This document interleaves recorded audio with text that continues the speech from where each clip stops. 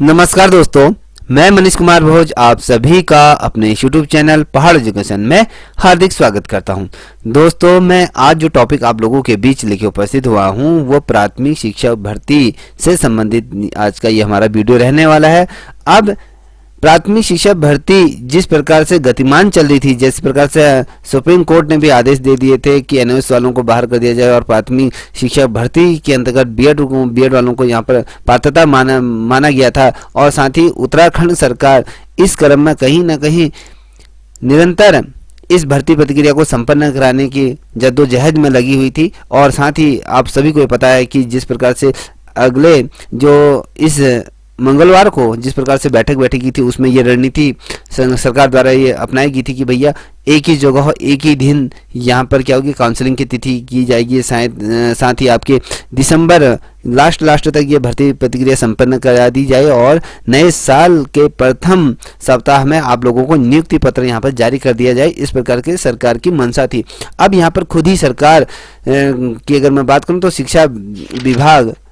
क्या कर रहा है, नियम बदलता जा रहा है और क्या कर रहा है, और जो प्राथमिक शिक्षा भर्ती है वो उलटती चली जा रही है और शिक्षकों की भर्ती यहाँ पर कहीं ना कहीं लटकती हुई आपको देखने को मिल रही है। जिस प्रकार से 3 साल इस शिक्षक भर्ती को लग गया, प्राथमिक शिक्षा भर्ती को, तो अभी भी ये सुलझने का ये नाम नहीं ले रहे। अगर बात कहूँ जहाँ पहले हाई कोर्ट से, फिर जाके आपके विभाग से, फिर जाके आपके सुप्रीम कोर्ट से, जिस प्रकार से ये तमाम साल, ये 3 साल जिस प्रकार से कष्टप्रद रहे, आज भी वही सिलसिला यहाँ पर चला हुआ है। अब यहाँ पर देखिए सरकार के अंतर्गत अगर मैं बात करूँ, शिक्षा विभाग में सरकारी प्राथमिक विद्यालयों में जो शिक्षकों की जो कमी है अभी वर्तमान समय में, जिस प्रकार से सरकार के अंतर्गत जो एक अगर मैं कहूँ एक्चुअल जो डाटा आपके सामने जो प्रस्तुत किया गया है वो आपके 3645 पद अभी भी क्या है, शिक्षकों के यहाँ पर क्या है पद खाली हुए, वो भी प्राथमिक शिक्षक भर्ती के अंतर्गत। अब यहाँ पर क्या हो रहा है कि जो एकल विद्यालय है ना, जो एकल विद्यालयों के सहारे ही अन्य विद्यालय यहाँ पर क्या है गतिमान चल रहे हैं। अब जो पहाड़ों की अगर मैं बात करूँ तो पहाड़ों की शिक्षा व्यवस्था जिस प्रकार से डगमगा गई है, चाहे वो मैदानी कहें या अगर पहाड़ों की बात करें तो खास तौर से पहाड़ी जो क्षेत्र हैं उनमें तो शिक्षा व्यवस्था प्राथमिक स्तर पर बहुत ज़्यादा चरमरा गई है, क्योंकि एकल विद्यालय के सहारे या कहें एकल शिक्षक के माध्यम से शिक्षण कार्य कराया जा रहा है, जो बहुत ज़्यादा जो प्राथमिक स्तर पर जो बच्चे को जहाँ पर उसको चौमुखी विकास होना था वहाँ पर उसका चौमुखी विकास हो नहीं पा रहा है। एक शिक्षक कितना देखेगा ये तमाम चीज़ें। अब देखिए,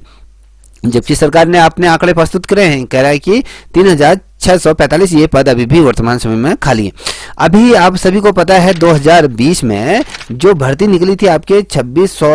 पदों में क्या हुई थी, यहाँ पर भर्ती प्रक्रिया यहाँ पर क्या थी गतिमान चल रही थी, जिसमें विज्ञापन भी जारी करता है। इसमें से 1800 के आसपास अगर मैं बात करूँ यहाँ पर इनको नियुक्ति भी दे दी थी, और जो 1200 के आसपास 1250 के आसपास जो शेष जो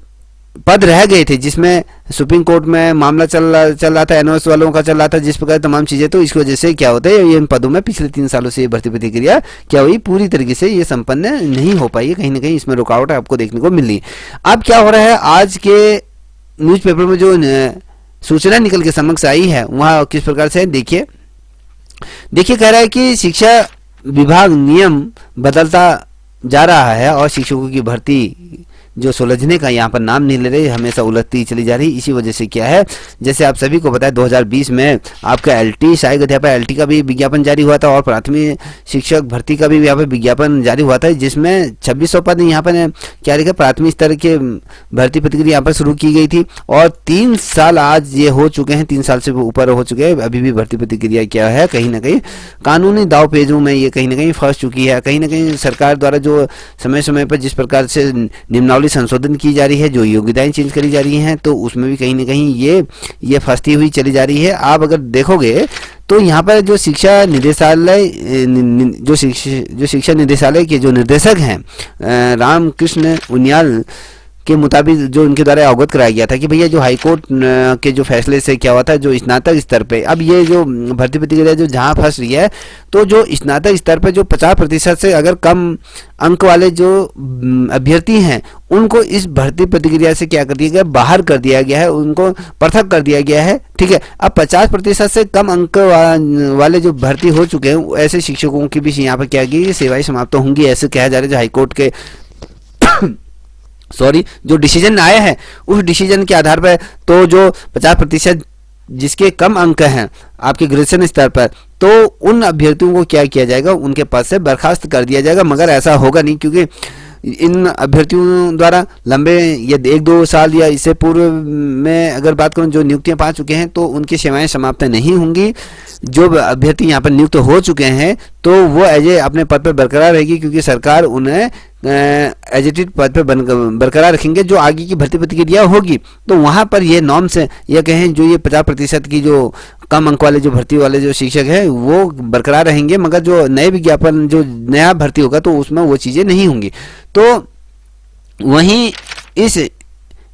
इरादे में आ रहे हैं अभ्यर्थी शिक्षक, इस दायरे में जो आ रहे हैं जो अभ्यर्थी शिक्षकों के पदों पर भी भर्ती अभी नहीं हो पाई है। प्रकरण को शासन में भेज दिया गया है, जिसमें शासन स्तर पर निर्णय लिया जाना है कि इसमें क्या होगा। देखिए, इस पर से आपको मैं बता दूं, जितने भी प्राथमिक स्तर पर पूर्व में जो अभ्यर्थी लग चुके हैं जिनके 50% कम अंक हैं ग्रेजुएशन में, तो उनको पहले क्या था, हाईकोर्ट द्वारा उन्हें ये कहा गया था इनको नियुक्ति दे दी जाए, और जिन अभ्यर्थियों को नियुक्ति दी गई है तो वो अपने पद पर बरकरार रहेंगे, सरकार उनको बिल्कुल भी बाहर नहीं करेगी। हाँ, अनुमान क्या हो सकता है ज़्यादा से ज़्यादा, जो 1200 पद जो बचे हैं तो उन पदों में 50% की जो मानक आहर्ता है उसको बरकरार यहाँ पर रख दिया गया है। अब यहाँ पर जिसके 50% अंक होंगे वही क्या होगा, भर्ती होगा। ठीक है, अब ये जो चीज़ें गई हैं शिक्षा निदेशालय में शासन स्तर पर भेज दी गई, सरकार अब इस पर क्या डिसीजन लेगी अब सरकार को देखना होगा। देखिए, प्रदेश के जो प्राथमिक विद्यालयों में अगर मैं बात करूँ, जो शिक्षकों की जो भर्ती मैंने आपको 3645 से अधिक ये पद यहाँ पर खाली हैं। मैंने आपको बताया ना कि एकल स्कूलों में के शिक्षकों के भरोसे क्या चल रहा है, पूरी शिक्षा व्यवस्था यहाँ पर चल रही है। प्राथमिक स्तर के जो पद अभी तक भरे नहीं गए, जो शिक्षकों के पद नहीं भरे गए हैं, इसकी वजह से क्या हो रहा है, कहीं ना कहीं बहुत ज़्यादा नुकसान आपको देखना पड़ रहा है। क्योंकि एक तरफ आपके एज ओवर होने जा रही है और बेरोजगारों को कहीं ना कहीं बड़ा इंतजार करना पड़ रहा है, जो कहीं ना कहीं जो बेरोजगारों के अहित में है, जो हित में ये चीज़ें नहीं चल रही हैं। तो 2020 और 21 में जो सहायक अध्यापक के जो पद आए थे, जिसके अंतर्गत 2600 पदों के लिए यहाँ पर आवेदन मांगे गए थे, लगभग जो 2600 पदों में जो आवेदन मांगे गए थे, इसमें उत्तराखंड सरकार से जो अभ्यर्थियों ने इसमें जो अप्लाई किया था 40,000 से भी अधिक अभ्यर्थियों ने इस आवेदन फॉर्म को यहाँ पर फिलअप किया था। और लेकिन क्या हुआ, शिक्षा विभाग द्वारा जिस प्रकार से समय समय पर जो आदेश आ रहे थे, आदेशों के माध्यम से जिस प्रकार से भर्ती प्रक्रिया कराने की बात की जाती थी, समय समय जिस प्रकार से आदेश निर्गत हो रहे हैं, जीओ निर्गत हो रहे हैं, आपके अगर जो योग्यताओं पर जिस प्रकार से चर्चाएं हो रही हैं, ठीक है, उस क्रम में क्या हो, ये भर्ती हमेशा उलझती ही चली जा रही है, सुलझने का यहाँ पर नाम नहीं। अब देखिए, 3 तरीके के यहाँ पर प्रतिक्रियाएं सामने आई हैं, 3 प्रकार के यहाँ पर मामले हैं, 3 प्रकार के मामले किस प्रकार से हैं उस पर हम देखते हैं। देखिए, पहला जो मामला था आपका, पहला मामला आपके मैं सामने ये रख रहा हूँ। देखिए, 15 जनवरी 2021 का जब शासन ने ये आदेश जारी किया था 2021 में, अगर मैं देखिए 15 जनवरी 2021 का ये मामला है, जब शासन ने क्या किया था, एक आदेश जारी किया गया जिसमें देखिए शासन द्वारा ही इसमें एक आदेश जारी किया गया था 15 जनवरी को। तो इसमें कहा गया था जो एनओएस से जो डीएलएड किए हुए जो अभ्यर्थी हैं, इन अभ्यर्थियों को भी शिक्षा भर्ती में क्या किया जाएगा, सम्मिलित कर दिया जाए। तो ये आदेश यहाँ पर जारी किया था, तो और इसका शासनादेश भी कर दिया गया था। बाद में एनओएस से जो डीएलएड किए हुए अभ्यर्थियों ने शिक्षक भर्ती के लिए यहाँ पर क्या कर दिया था, आवेदन कर दिया था। जिन्होंने भी एनओएस के माध्यम से, जिन अभ्यर्थियों ने प्राइवेट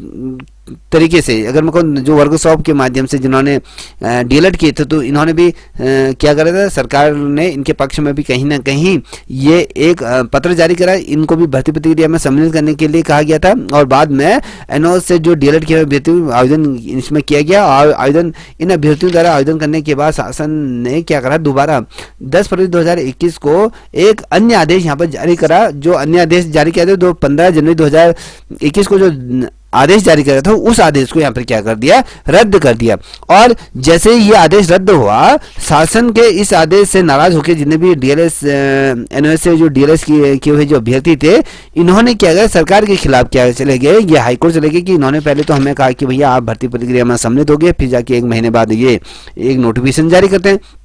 एक आदेश जारी करते हैं जिसमें एनओएस वाले जो तमाम अभ्यर्थी हैं उनको क्या कर दिया जाता है, बाहर कर दिया जाता है। तो 14 सितंबर 2022 को हाईकोर्ट ने इन अभ्यर्थियों को क्या कहा, इनके पक्ष में यहाँ पर फैसला सुना दिया कि भैया आप इन अभ्यर्थियों को क्या करोगे, आप भर्ती प्रक्रिया में इसमें सम्मिलित करने का आदेश शासन को दे दिया। और इसके खिलाफ क्या हुआ, एक गोलबंदी हुई बीएड अभ्यर्थियों के बीच में। और अगर मैं कहूँ जो डीएलएड वाले जो अभ्यर्थी है, तो कहीं ना कहीं बीएड अभ्यर्थी और साथ ही सरकार ने एक गोलाबंदी करी, जिसमें जो एनओएस जो डीएलएड के अभ्यर्थी थे, जो बाद में जो आदेश जारी किया था, उस आदेश के अकॉर्डिंग इन्होंने क्या करा, सुप्रीम कोर्ट में ये चला गया। ठीक है, जब सुप्रीम कोर्ट ये चले गए, ठीक है, अब दूसरा मामला क्या हुआ, दूसरे मामले में क्या हुआ, नियम ताक पर रख कर, देखिए इसमें क्या, दूसरा जो मामला था, नियमों को ताक पर सीटीईटी और यूटीईटी परीक्षा देने वाले अभ्यर्थी, जो बीएड वाले अभ्यर्थियों का यहाँ पर वर्ष 2012 से 2018 तक बीएड की बात करूँ, जो अभ्यर्थियों ने सीटीईटी जो प्रथम नहीं कर सकते थे, तो जो अभ्यर्थियों का सीटीईटी जो प्रथम यहाँ पर पास नहीं कर पा रहे थे, 2015 से 17 के आधार पर बीएड में, जो देखिए यहाँ पर क्या कर रहा है, जबकि 2015 और 2017 में बीएड के आधार पर यूटीईटी नहीं की जा सकती थी, ऐसा कहा गया था। और लेकिन बाद में क्या किया, विभाग ने इन अभ्यर्थियों को शिक्षक भर्ती में चयन कर लिया गया। ऐसे अभ्यर्थियों का भी चयन कर लिया गया जिन्होंने सीटीईटी प्रथम और यूटेट जो प्रथम इनके द्वारा नहीं निकाला गया था, तो ऐसे अभ्यर्थियों को भी चयन कर लिया गया। मामले की शिकायत यहाँ पर की गई। हालांकि अगर मैं बात करूँ इस संबंध में, जो प्रकरण सामने आए थे कि भैया विभाग ने बाद में इन अभ्यर्थियों को क्या नियुक्ति पत्र जारी नहीं करे, क्योंकि इनका सिलेक्शन कर तो दिया था कि भैया ये जो टीटी प्रथम या सीटेट की जो परीक्षाएं जो अभ्यर्थी पास नहीं कर पा रहे थे, उन अभ्यर्थियों को क्या किया गया था यहाँ पर कि भैया चयन हुआ। चयन होने के बाद इन अभ्यर्थियों को बाद में रोक दिया गया कि भैया आपको यहाँ पर जो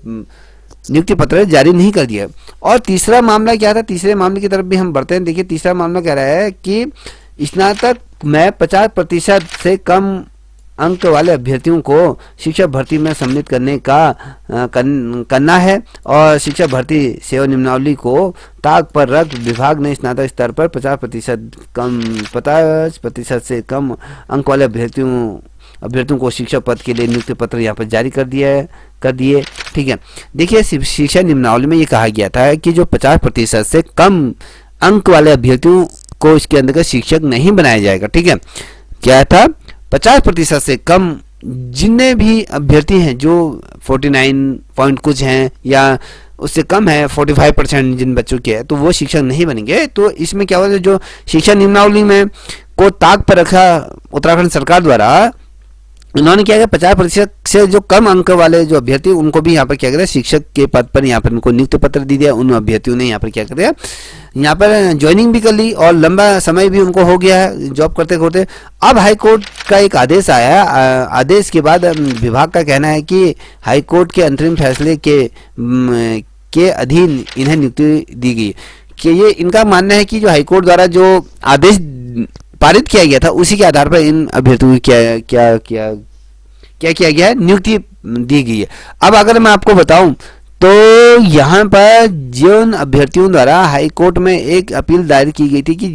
जिन अभ्यर्थियों के 50% से कम अंक हैं, तो उन अभ्यर्थियों को एक लिस्ट बनी गई थी, उसमें उनको सम्मिलित किया गया था और वो लोगों को हाई कोर्ट द्वारा विशेष रूप से जिनका नाम उस बॉन्ड में था उन्हीं अभ्यर्थियों को जो नियुक्ति दी जाने की बात कही गई थी। तो कहीं ना कहीं इस प्रकार से ये मामला ये रहा। और देखिए जो शिक्षा निदेशक है बेसिक शिक्षा के, उनका क्या कहना है, ये कह रहे हैं कि शिक्षा विभाग तो शिक्षकों की भर्ती को लेकर निम्नावली से चल रहा है, लेकिन अभ्यर्थी आपस में उलझ रहे हैं और एक मामला खत्म होता है तो दूसरा मामला आ जाता है। 1200 पदों पर भर्ती करने जा रहे थे और अब कुछ और रुकावट आ गई है। देखिए यहाँ पर जो शिक्षा निदेशक बेसिक हैं वो स्पष्ट तौर पे कह रहे हैं कि भैया हम तो शिक्षक भर्ती को निपटाने की ओर थे और साथ ही हम जो शिक्षक निम्नावली है उसके आधार पर हम क्या कर रहे हैं, यहाँ पर नियुक्तियां जारी कर रहे थे या उसके अंतर्गत जो काउंसलिंग की तिथि हम यहाँ पर जल्दी से जल्दी इस भर्ती प्रक्रिया को संपन्न करा रहे थे। मगर क्या है, जो अभ्यर्थी हैं आपस में ही क्या हो रहे हैं, लड़ झगड़ रहे हैं। इसकी वजह से क्या हो रहा है, कहीं ना कहीं ये भर्ती प्रक्रिया और डिले होती जा रही है। कहीं ऐसा ना हो ये भर्ती प्रक्रिया फिर से न्यायालय के शरण में जाए और आप लोगों को फिर लंबा इंतजार करना पड़ सकता है। ऐसे स्थिति में बहुत से अभ्यर्थियों की एज ओवर हो जाएगी। ठीक है, ऐसा तो कुछ नहीं है कि उन लोगों ने उस समय अप्लाई किया तो उस आधार पर उनको नियुक्ति उनकी गणना वहाँ से की जाएगी। ठीक है दोस्तों, अगर आपको मेरे द्वारा दी गई जानकारी से अगर आप संतुष्ट होंगे तो प्लीज़ इस चैनल को भी लाइक शेयर सब्सक्राइब अवश्य करें, साथ ही अपने दोस्तों को साझा करें। तब तक के लिए इतना ही। जय हिंद, जय भारत, जय।